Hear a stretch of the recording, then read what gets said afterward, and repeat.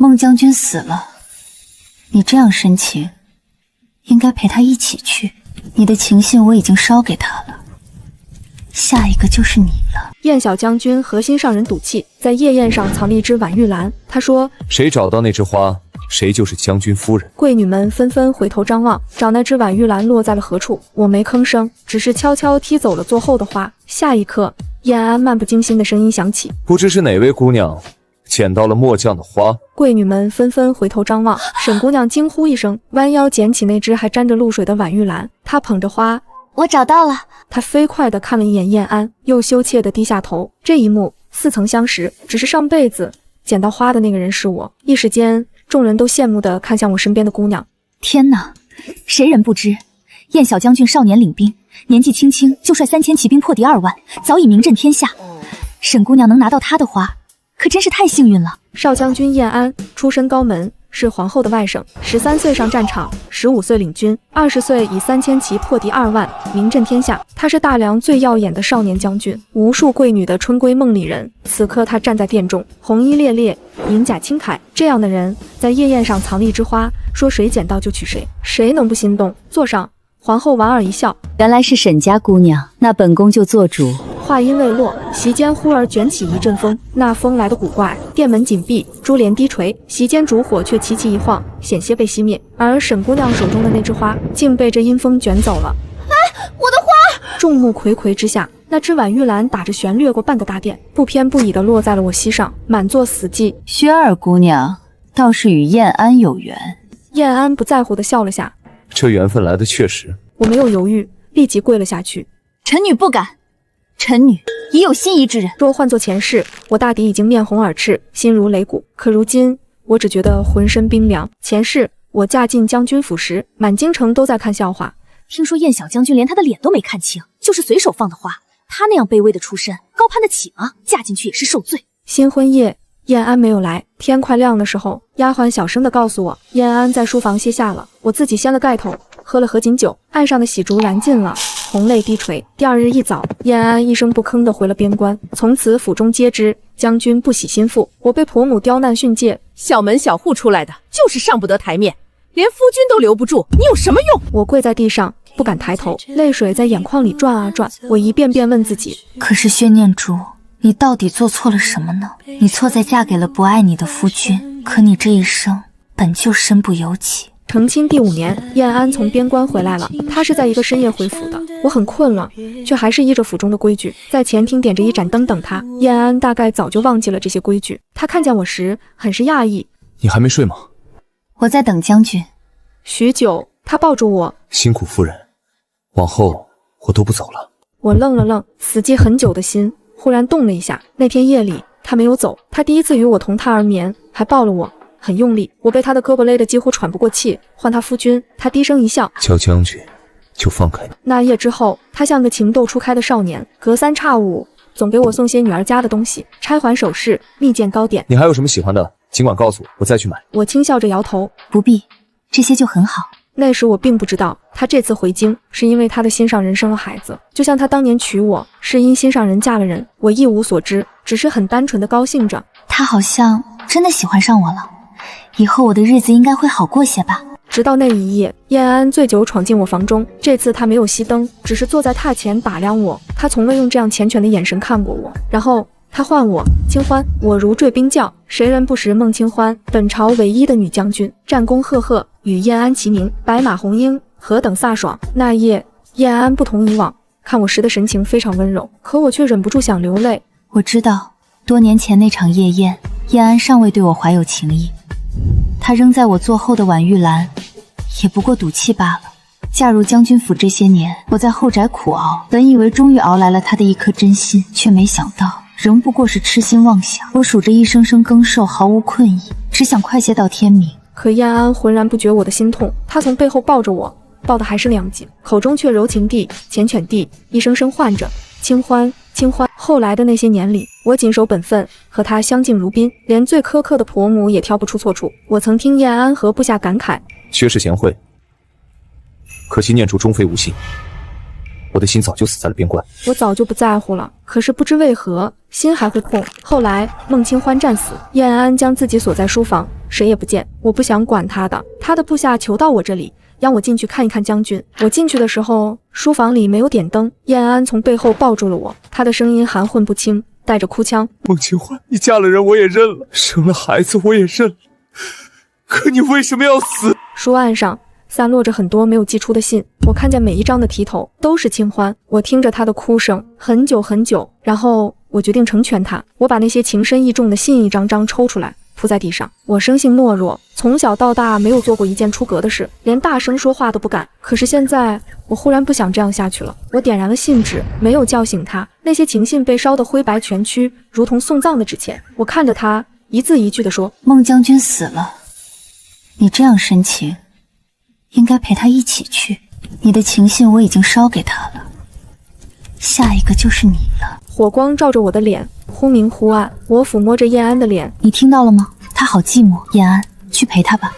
火舌猛然窜高，舔舐上他的衣角。我起身走进夜色里，我不知道我要去哪里。薛家回不去了，燕家也不是我的家。天地这么大，可是我又能去哪里呢？有小厮惊恐地从我身边跑过，大喊着：走水了，将军还在书房，快去喊夫人！真笨，我想喊什么夫人呢？夫人又不会救火。我看向池中自己的倒影，他从来低眉敛目，像一尊泥塑的菩萨，没有脾气，任人揉搓，此刻却眉眼弯弯，竟是在大笑。薛念竹，你自由了。池中倒影破碎的刹那，明月转廊，我望向枝头的婉玉兰，回想起方才那场夜宴，燕安还是我熟悉的少年将军，轻慢冷淡，高高在上，直到被我拒婚时，才露出一点恼怒来。你放心，我还不至于娶你。我正回忆着，耳边忽然响起一声冷笑，那个蠢货！凉意顺着脊背爬上来，我猛然回头，长廊尽头南山处立着一个人，肤色苍白，瞳仁极黑，在月光下却没有影子。我想那不是人，那是前世那场大火没能烧干净，从灰烬里爬出来的厉鬼。冰凉的气息拂过脖颈，他笑盈盈地唤我无期。我轻柔地叹息了声，真是可惜了。燕安似笑非笑地凑近，我甚至能感受到他身上阴冷的气息。燕安说：你看起来很是遗憾。是啊，没能将将军烧成灰，倒叫你这样不阴不阳的回来见我。夜风忽然大了，你是我明媒正娶的妻，黄泉人间，我自然是要和你在一处的。我拒婚的消息不出3日便传遍了京城，坊间传闻越传越离谱，传着传着就变成了薛二姑娘嫌弃燕小将军，原是薛二姑娘早有私情。薛家门楣不高，我爹不过是5品京官，那燕家是多好的人家，多少人想攀都攀不上。你倒好，当众拒婚，还说什么心仪之人。你告诉娘，那个男人是谁？没有这个人，我只是不想嫁给燕安。阿娘的眼泪流得更凶了，仿佛我铸下大错。可是我到底做错了什么呢？我只是错在不想嫁给一个我不喜欢也不喜欢我的人。我只是重来一世，不愿再过那样的人生。黄昏时分，鬼魅现形。你看，谁敢娶你？他已经跟了我许多日，白日里不见踪影，一到夜里就出来，有时站在廊下，有时坐在房梁上，更多时候就这样贴在我身后，庸庸私语。我并不在意，他连肉身都没有，不过是一缕孤魂野鬼，最大的能耐也不过是掀起夜宴上的那阵阴风。我反唇相讥：选你？你已经死了，可我还活着，谁娶我不劳费心。你当堂退婚，他不会放过你的。我轻轻笑起来，那场火把他的脑子也烧坏了吗？他若是想看笑话，不如自己照照镜子。你说那个小东西吗？我等着。春猎那日，天朗气清，我本来不想来的，是皇后下的请帖，这是谁的意思？不言而喻。阿娘终于不流泪了。叶竹，这是天大的体面，你可不能再任性了。是天大的体面，还是天大的笑话呢？我垂下眼，不再言语。皇后帐中熏了上好的鹅梨香，贵女们三三两两坐着，窃窃私语。你看他那个样子，我看他就是故意的。真是不知好歹。这些话前世我不知听了多少。那时我嫁进将军府，他们笑我高攀，如今拒了婚，又变成我不识抬举了。谈笑间，叶安来了，半个帐子的贵女都红了脸。她今日穿了深玄色旗装，宽肩窄腰，身姿挺拔。她向皇后行完礼，目光轻悠悠地落在我身上。我没应声，她也不在意。你不去猎场，倒来给本宫请安。不急，姨母这里有好茶，我蹭一口再走。薛二姑娘，你那心上人今日可来了？我抬起头看着她，她坐姿懒散，嘴角噙着嘲讽的笑。这些天她把我查了个底朝天，自然发现了那个心上人是我随口编的。臣女没有心上人。那夜宴上是谁说？那日臣女身体不适，言语失当，请少将军见谅。帐中安静一瞬，贵女们交换着眼色，倒是叶安笑了声。薛念竹，这可由不得你。不管你愿不愿意，你捡了我的花，就是我的人。猎场在山中，进山前，皇后拉着我的手，非要我和她同城。燕安那孩子嘴笨，他心中是很在意你的。你看他非要娶你。我诚惶诚恐地垂下脑袋。皇后打量了我几下，不知叶安怎么就看上了我，更愁了。车辇缓缓前行，沿着小道进山，春风吹过来，带着花香，一切都很好。我摸到袖子里的帕子，这是进山前有个穿鹅黄衫子的贵女塞给我的。薛姑娘，你第一次进山，这个手帕送给你驱蚊用。我记得她今生的夜宴，就是她先捡到了燕安的花。好漂亮的玉兰花！方才皇后帐里燕安说会娶我时，她眼睛都红了。我没有推辞，佯装惶恐地收下了。上辈子我听府中老人提到过，边关有种香料，人闻着无碍，野兽闻了却会发狂。没想到这辈子有人用这个来对付我，可惜了。车辇行至一处偏僻的林道，我悄无声息地将帕子塞进坐垫缝隙中。这个位置离皇后很近，近到猛兽若来，第一个扑的不会是别人。皇后还在和旁边的贵女说笑，浑然不觉。林子忽然安静了，没有鸟鸣，没有虫叫，连风声都没有。忽然一声虎啸从林间炸开，有猛兽，护驾，快护驾！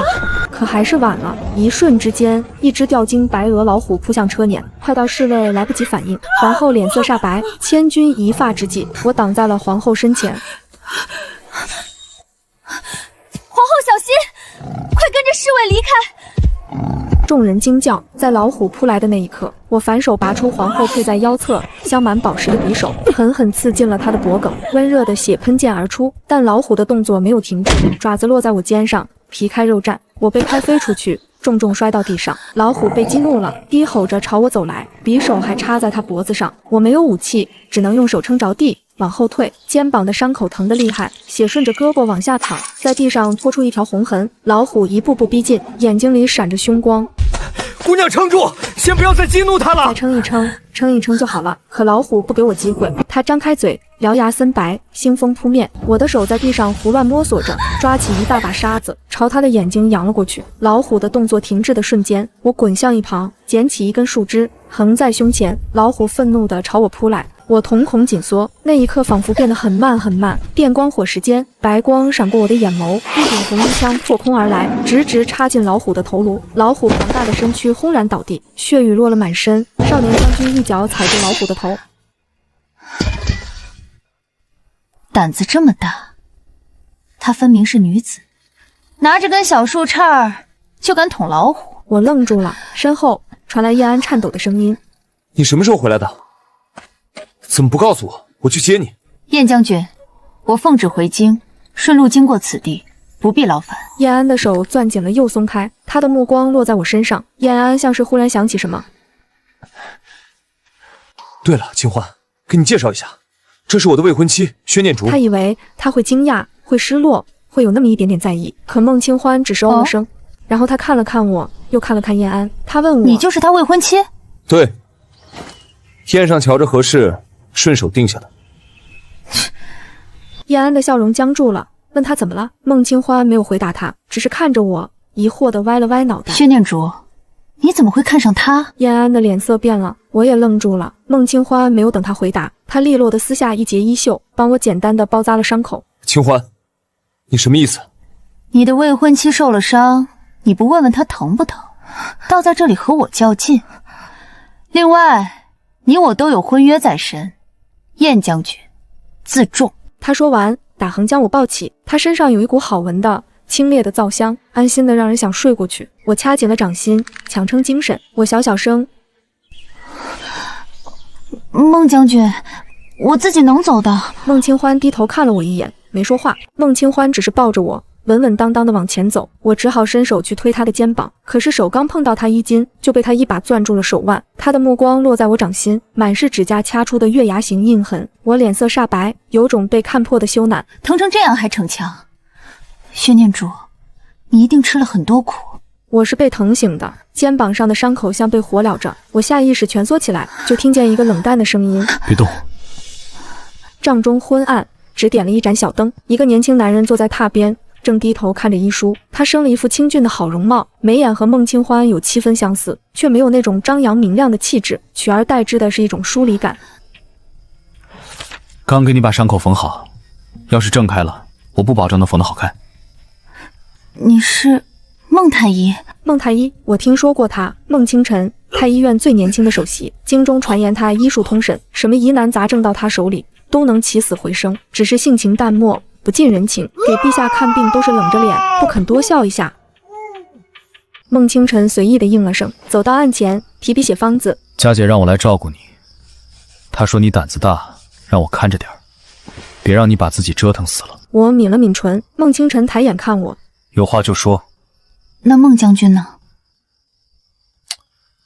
他有事要办，走不开，又放心不下你，就把我提过来了。谢谢，麻烦你了。我本来不想来的，我懒得救不惜命的人，但皇后也发了话，让我照看你的伤。人倒是还行，就是嘴里没一句好听的。我每日来换一次药，疼就吃1粒，别逞强。我默默收回前一句话，好吧，还是有一句好听的话的。孟清晨走后，我把玩着那只青瓷小瓶。看够了吗？薛念竹，你够狠！你以为我看不出来你在算计什么？我没说话，他嗓子却哑了。你大费周章的做了个这样的局，差点把命也搭进去，就是为了和我退婚？他眼中的情绪一览无余。一世夫妻，你当真没有心吗？念竹，念竹，竹心本就空无一物啊。这没有什么不好，竹子坚韧，是因空心，所以风吹不断，雪压不折。他怔怔看着我，眼睛里蒙着一层雾。鬼也会流泪吗？肯定是不会的。他连肉身都没有，泪从何来？不过执念作祟。他到底在装什么深情？你看了这么多天的戏，真的不觉得自己恶心吗？那夜之后，我再也没见过那个鬼魂。我养了半个月的伤，逐渐能动了。孟清晨依旧每日来换药，来去匆匆，话不超过5句。有一日，我主动说了第6句话：孟太医，我想学医。哦，是什么意思？我很快就知道了。第2天，孟清晨来换药时，还带了一匣书，《黄帝内经》《伤寒论》《金匮要略》《神农本草经》《难经》，堆在一起比我还高。看吧，这么大方。我随手翻开一本，上面还有他的注解。我弯了弯眼睛，这些医书我并不陌生。上辈子在将军府，我有的是时间，没人说话，没人来往，我唯一的消遣就是读书。府中藏书阁有一架医书，我翻来覆去的读到能背下来。只是有的地方艰深晦涩，我无人请教，只能不求甚解。但如今有了孟清晨的批注后，我很快明白了前世不解之处。孟清晨第7日再来时，便听我笑盈盈道：孟太医，书我看完了。灵炉，背吧。皇帝问于子万民养百姓而收其租税，于哀其不己而属有疾病。我背得不算快，有时候要停下来想一想，但一个字都没有错。孟清晨沉默地拿起另一本，继续提问：脏腑经络先后病脉正一。我答得很流畅。问曰：上宫治胃病，何以施曰：夫见肝之病，知肝传脾，当先食脾。四季脾旺不受邪，即勿补之。中宫不晓相传，见肝之病，不解食脾，为治肝也。我背完，停下来看着他。孟清晨很满意，从药箱里拿出一本医案，放在我面前。他说：看完告诉我哪里开错了方子。他搬了把椅子，坐在我对面看书。黄昏时，我合上医案，递还回去。他看了一眼我的批注，轻轻笑了。你说的这个确实有争议，太医院吵了2天，最后用了折中的方子。他深深看了我一眼，继续说道：但都不如你的新方子，明日继续。我眨眨眼睛，忽然想哭又想笑。你的前世并没有枉费，纵使暗夜行灵，每一步都作数。太医院的后院成了我每日必去的地方。我学得很快，连孟清晨都惊叹于我的天赋。不过2个月，我开的方子已经能留作医案了。这日，我正分拣着药材，小院的门被人一脚踢开。薛二姑娘，好雅兴。我找了你大半个月，原来是藏在这里。臣女在太医院学医。学医？你是快要嫁人的人了，学医做什么？我已经退婚了。谁说的？皇后娘娘，半个月前，臣女向娘娘求了恩典，娘娘应允了。将军竟不知吗？我受伤醒来后，皇后便许诺我一个恩典。你想要什么恩典？尽管说，我要同叶安退婚。叶安那孩子是有些不懂事，但你也不必，臣女没有毒气。见我执意，皇后没有再劝。燕安或许听闻了这件事，但没有信。薛念主，你疯了吗？我安静地回望他，燕安张了张嘴，目光忽然落在屋里的孟清晨身上。孟清晨低头翻着书，像是根本没有注意到这边发生了什么。燕安盯着他看了片刻，恍然大悟地说：“退我的婚，是为了这个小白脸？”我蹙眉说：“孟太医只是我的老师。”燕安笑得讽刺：“孤男寡女，同室相对，你和我说只是老师，我竟不知宫中还有如此混乱之事。”我扬手给了燕安一耳光，语气冰冷：“燕将军，慎言。臣女随孟太医学医，亦是皇后娘娘应允。”燕安离开很久，我还站在原地出神，耳边盘旋着他丢下的2句话：“你以为退了婚就自由了？我告诉你，薛念竹，我偏偏喜欢强人所难，无论死的还是活的，都是阴魂不散。”我面无表情地想。孟清晨的声音从身后传来：“手伸出来。”我转过头，他不知何时出来了。他看了一眼我泛红的掌心，我说：“没掐。”有长进。我陷入沉思，这姐弟俩真是一个模子里刻出来的。燕安最近很烦，他被2次退婚的消息传遍了京城，这次又是皇后应允的。燕安连反驳的余地都没有。皇后说：“燕安，薛二姑娘救了本宫，本宫不能不答应她退婚的请求。姨母也知道你不缺这一个。”可她就是咽不下这口气。她燕安想娶怎样的姑娘没有？可一个五品小官的女儿，当众拒婚不算，还主动求退婚，现在全京城都在看她的笑话。听说了吗？薛二姑娘把燕小将军休了。那不叫休，叫退婚，有什么区别？都是人家不要她了。这些日子，他总是反复回想起山中那一幕，想起我拿着那根树杈，浑身是血，决绝的模样。他心神不宁，连孟清欢都无心去想了。燕安捏碎了手中的酒盏，碎片割伤手指，鲜血淋漓。回过神，他自嘲一笑：“我为何要一直想他？真是荒唐。”书房里却响起一声冷笑：“你就这点出息？是谁？”回首和另一个自己四目相对，那人面如金纸，眼若点漆，月光下却空空荡荡，没有影子。燕安瞳孔紧缩：“你是什么东西？”那东西笑了一下，说：“我就是你。”鬼魂告诉了他一些事，比如上辈子他与薛念竹做过夫妻，后来他死在他手里。燕安笑了：“你开什么玩笑？哼，你是说那个木头一样的女人？你这样看不起她，怎么还被她退了婚？你来找我做什么？教你怎么挽回她。我为什么要挽回？一个退我婚的女人！我告诉你，薛念竹，我偏偏喜欢强人所眠。这你也听见了？哼，嘴硬。这一晚，燕安彻夜未眠，他满脑子都是那个鬼魂说的话。你只是没有失去，你会后悔的，后悔曾经那样对他。去看看吧，看看他每天都在做什么，看看他是怎样的人。然后呢？然后你就会和我一样，死不瞑目。鬼使神差的。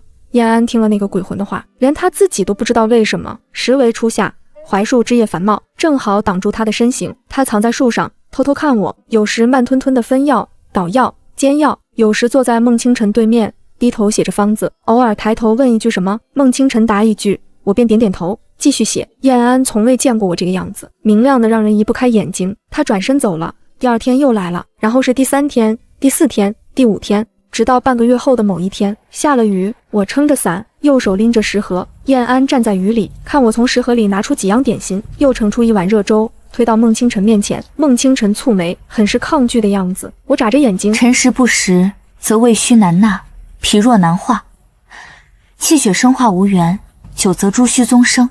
孟清晨沉默，于是他老实的端起了碗。薛念竹笑眯眯的夸赞：这就对啦。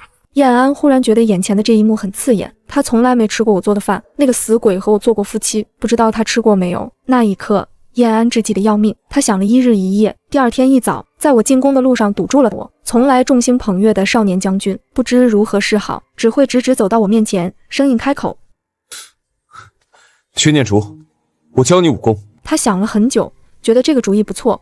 薛念竹上次杀虎，除了勇敢什么都没有。如果再遇到危险，光靠不要命的胆子，迟早出事。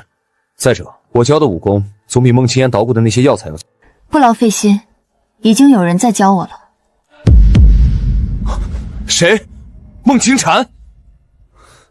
他那个病秧子，连鸡都杀不了。我沉默了一下，竟反驳了句：“他会杀鸡。”这是重点吗，薛念竹？他决定亲眼看看是怎么回事。黄昏时，他在城西的林子找到了我。我穿着轻便的旗装，头发高高竖起，手里握着一把木剑。孟清欢站在我身后，一只手握着我的手腕，另一只按在我腰侧。调整完姿势，退开2步，抱着胳膊看我练。燕安失魂落魄的看了很久，指节捏到发白，鬼魂恨铁不成钢。你在这里偷看，像什么样子？像条没人要的野狗。燕安猛然转身，死死盯着那张和自己一模一样的脸。燕安说：“那我倒要问问你，你对他做了什么？为什么他宁可和那只猛虎搏斗，都不愿意嫁给你？”鬼魂僵住了，燕安盯着他闪躲的眼睛，忽然什么都明白了。燕安说：“你说，你们前世做过夫妻，但在他心里，你却比猛兽还要可怕。”鬼魂的嘴唇动了动，却一个字都说不出来。少年的自己冷笑着回望他，正如他恍然回望着前世的那些年。很久的死寂后，不知哪个自己先一语道破：“他竟恨你若此。”孟清欢要回边关了，边关军务吃紧，他递了折子，后日启程。我想了一夜，第二天去教场找孟清欢。他刚练完枪，额上还有汗，把枪往地上一插，倚着等我开口：“孟将军，听说军中缺大夫。然后呢？我学医大半年了，伤寒、筋创、正骨都能看。孟清晨说我可以出师了。”我将孟清晨的剑帖递给他，其实出师还远远不够，只是我想抓住这个机会。孟清晨听说我的想法，没有多问，只是默默写好了剑帖。我偷偷打开看过，向来毒舌的人，落笔时却温柔的不可思议。他写道：“心性坚韧，医术精湛，可独当一面。”我想跟您去边关，我知你，也信你。后日阴时，京郊10里亭，过时不候。午后日光清暖，我站在原地，看着他策马远去的背影。这世上怎么会有人不爱孟清欢呢？银鞍照白马，飒沓如流星，在天地间活得潇潇洒洒，死也坦荡的孟清欢。我低下头，很轻的笑了。我从前是有点恨你的，但是我现在发现，你真好，好到我也想要成为你的样子。我很快收拾好了包袱，几件衣裳，一套银针，孟清晨送我的医书，孟清欢送我的匕首，就是我所有的家当了。我给阿娘留了信，除了孟家姐弟，我没有告诉任何人我要走。夜深，却有不速之客到访。薛二姑娘，将军请您过府一叙。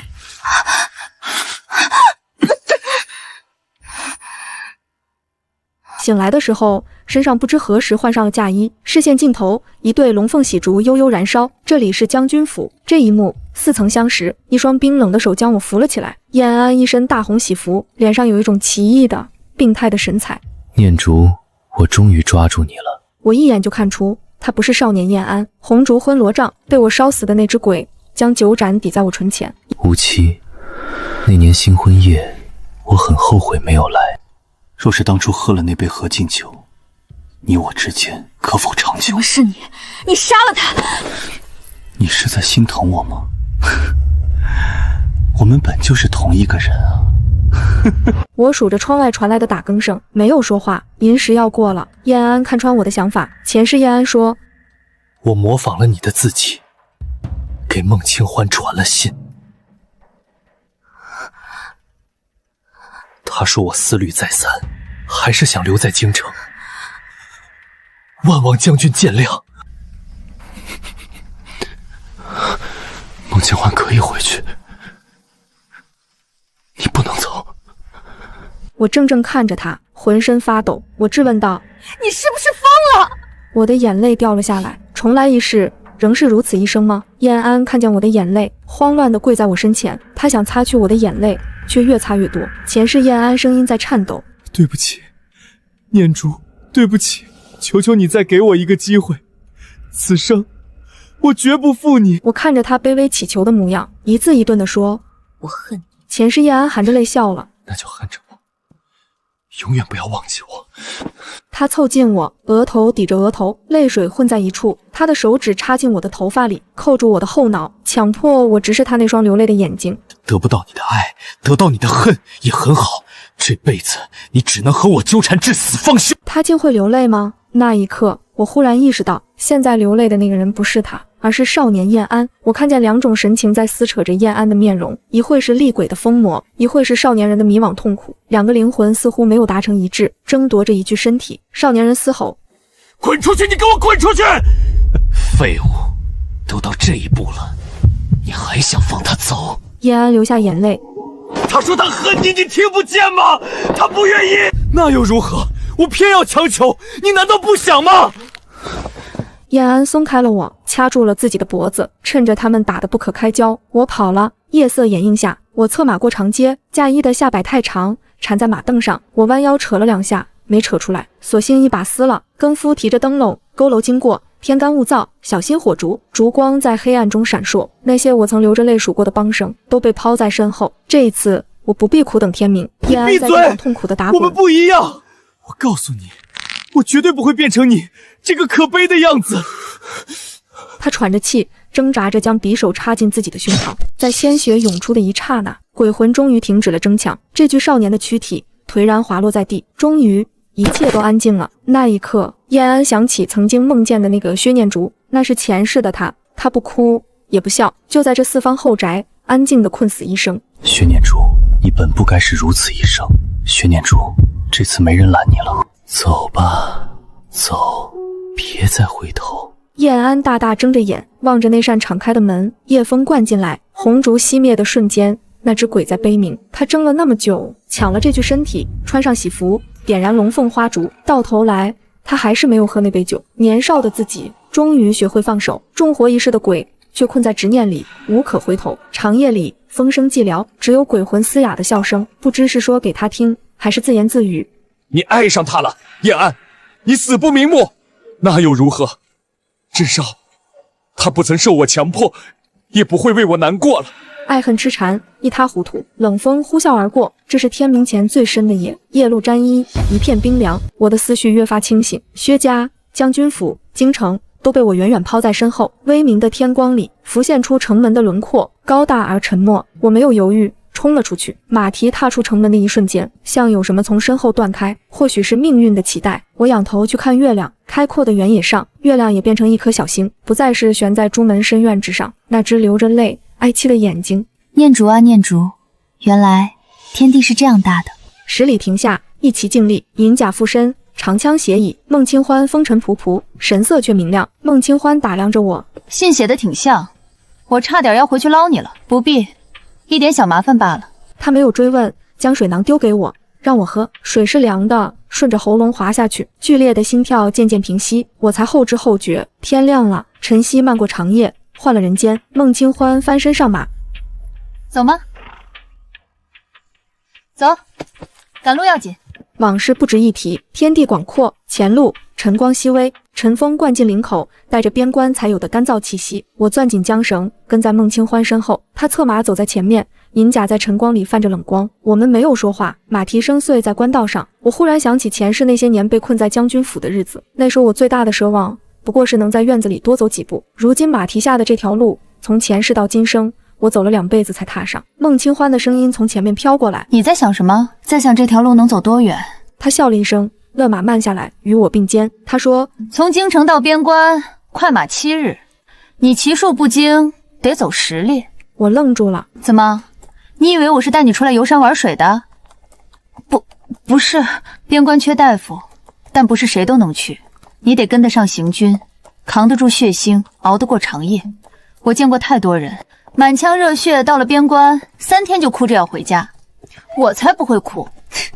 你还真是嘴硬。他说完，一夹马腹，又冲到了前面。我看着他的背影，咬了咬牙，扬鞭追上去。午后，我们在一处驿站歇脚。我刚下马，腿一软，差点跪在地上，大腿内侧被马鞍磨得火辣辣的疼。孟清欢靠在柱子上喝水，瞥了我一眼。晚上我给你上药。我拒绝道，不用了，不是心疼你，明天还要赶路，你要是骑不了马，我可不等人。我深吸一口气，站直身子，驿站小二端来粗茶和干粮。孟清欢3口2口吃完，起身去喂马。我坐在桌前，慢慢咬着饼子。忽然，余光瞥见角落里坐着一个人，灰衣，斗笠压得很低，我看不清他的脸，但那双手骨节分明，虎口有茧，是握刀握枪的手。我垂下眼，没有多看。孟清欢回来时，那人已经不见了。孟清欢问：“在看什么？”“没什么，歇够了就走，天黑前要过下一个镇子。”他没追问，把水囊丢给我。我接过水囊，灌了一口，水是凉的，顺着喉咙滑下去，心跳渐渐平复。翻身上马时，我回头看了一眼驿站的角落，凳子还在，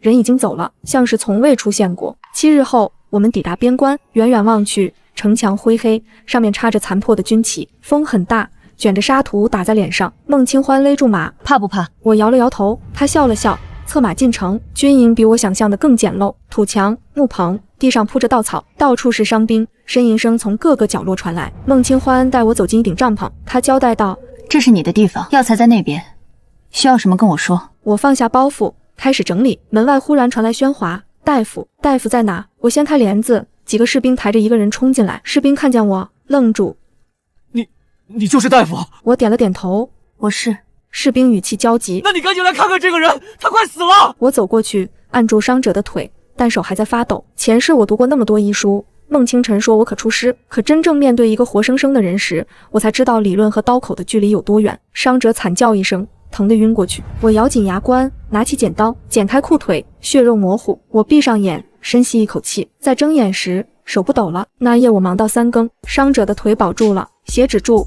骨头接上，伤口缝好。做完这一切，我瘫坐在帐篷门口，手上全是血。孟清欢不知什么时候站在我身后。你做得不错。我抬起头看他，月光下，他脸上难得有一丝柔和。我张了张嘴，想说谢谢，却发不出声音。他蹲下来，把水囊递给我。孟清欢说：“喝口水，明天还有更多的。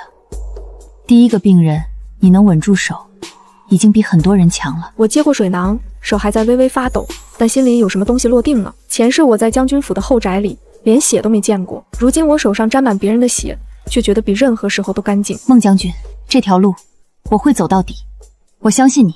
他看着我，忽然伸手揉了揉我的头发。那一夜我睡得很沉，醒来时天还没亮，帐篷外有人走动，铁器碰撞的声音，马嘶声，士兵的吆喝声。我爬起来，洗了手，开始准备今天的药材。门外忽然传来一个熟悉的声音：“请问孟将军在吗？”我手里的药杵顿住，是燕安，他居然没死。我掀开帘子，看见他站在营帐外，他身上穿着盔甲，脸色苍白，像是大病初愈。他看见我时也愣了一瞬，他看见我眼中满是困惑，主动跟我解释：“当时刀口离我的心脏只差1毫，是孟清晨把我救回来的。”我垂下眼，孟将军不在，你要找他去校场。燕安没有离开，沉默了很久。我不是来找他的。我抬起头看他，他瘦了很多。我来边关请战，朝廷准了。我嗯了一声，转身要走，他叫住我：“念珠，那天晚上的事，对不起。”我背对着他，没有说话。他继续说：“那个鬼魂已经消失了，我不知道怎么解释，但我不会再做那样的事。”你说完了？说完了就走吧，我很忙。我掀开帘子，回了帐篷，手按在药材上，心口跳得很快。他凭什么一句对不起就觉得可以被原谅？燕安真的留在了边关，但他再也没有找过我。每次他都站得远远地望向我。孟清欢提过他一次，那小子天天在校场练枪，练到半夜，手都磨烂了。